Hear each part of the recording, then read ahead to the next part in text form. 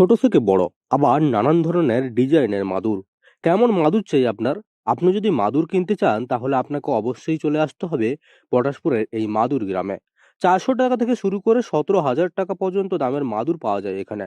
পূর্ব মেদিনীপুর জেলার পটাশপুর 1 নম্বর ব্লকের কনকপুর গ্রাম এখন পরিচিতি মাদুর গ্রাম নামে।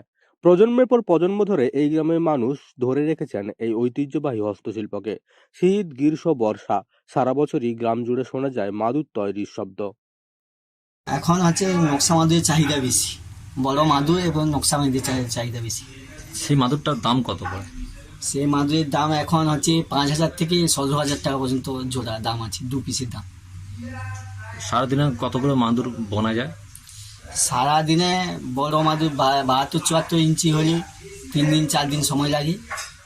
আর 40-45 ইঞ্চি মাদুর হলে 1.5 দিন সময় লাগে। আচ্ছা, এই যে কাঠি কিনতে কত টাকা খরচ পড়ে আপনাদের?